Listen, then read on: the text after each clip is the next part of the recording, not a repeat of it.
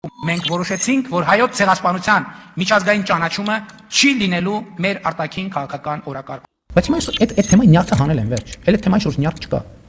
Հիմա փորձ են անում գնում են բանը, երեք էլ իմացել են բաննա Պետրիշ Ներսիսյանն է պատվիրակությունները ուղարկել տարբեր գյուղեր եւ բնակավայրեր նոր հեղափոխություն մեկնարկելու բանով։ Բագրատի հեղափոխությունից բրտանք հիմա էլ է սկսելու կտրիչի հեղափոխություն։ Գալու է Սա կյանքում չկայացած, կյանքում ոչ մի արժեք չստեղծած, ոչ մի ձև չիրականացրած իր երազանքները ու այդպեսի, չգիտեմ, ինքը մարդա թե բնության սխալն է։ Նա հայ մարդկանց հոգևորականների ծաղրում է։ Նրանց գործողությունները համարում է հակազգային։ Նրանց ասում է, որ ուզում են անեն հեղափոխություն։ Իհարկե այդ մարդիկ ուզում են անեն հեղափոխություն։ Հեղափոխություն անում են հանուն հայրենիքի, հանուն եկեղեցու, հանուն ազգի, հանուն այն բանի, որ մենք հազարավոր տարիներ ապրել, հասել ենք 21-րդ դար ու 21-րդ դարում հայ ազգը որպես այդպեսին ու հայկական պետությունն ու պետականությունը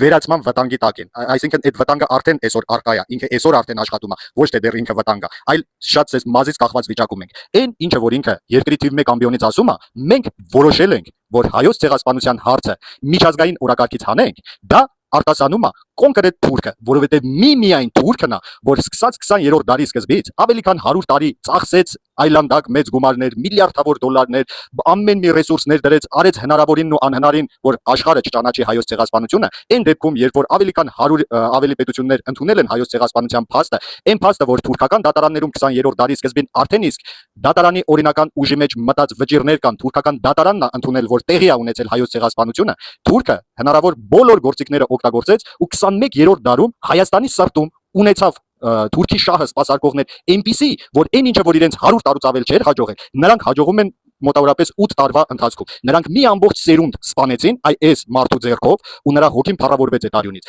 Նա հանձնեց Արցախը ու հոգին փառավորվեց դրանից։ Նա հայկական գյուղերն ու քաղաքները անվանում է թուրքական ու տալիս է թուրքին։ Ու վերջնականապես այդ օրակարգը խանելով նա աշխարհին ասում է, քաղաքակիրթ երկրներին ասում է, գիտնականներին, իրավաբաններին, ցեղասպանագետներին ասում է, դուք բոլորը սխալ եք։ Մենք որոշել ենք, որ այդպիսի օրակարգ չկա, բայց մենք ասելով վստահաբար նկատի ունի ոչ թե հայ ազգին, որովհետև հայ մարդը նման բան չէր կարող անել, նա նկատի ունի թուրքին։ Թուրքն է խոսում հայերեն լեզվով երկրի թիվ առաջին ամբիոնից։ Ես չգիտեմ ինչով կավարտվի սա։ Հավանաբար հայը այս անգամ վերջնականապես կտուժի, հայը կկորցնի իր ինքնությունը, իր պետությունը, իր պետականությունը, իր եկեղեցին, իր կրոնը, բայց եթե հայը հաջողի այս անգամ, ուրեմն մենք աշխարհին ցույց կտանք, որ այո, իրոք մենք արժանապատիվ ենք։ Եթե չէ, այն կենացի մակարդակի, որ հայը հին է, հայը հզոր է, հայը առաջինը է ստեղծեց, այտենց էլ դրանք էլ կամաց կվերանան։ Սա պետք է համախմբի այն մի խումբ հային, ով որ մնացել է, դիմակայելու այլանդակ մեծ ռեսուրսներով թուրքական պետությանը ու թուրքական կապիտալին։ Սա է մեր կռիվը։ Մենք սրա դեմ ենք կռիվ տալիս։ Կհաջողենք մենք, թե նրանք։ Դա ցույց կտա ժամանակը, ընդ որում այդ ժամանակը ամիսների հարց է, այլ ոչ թե տարիների։ Սրա հետ պետք է առերեսվել։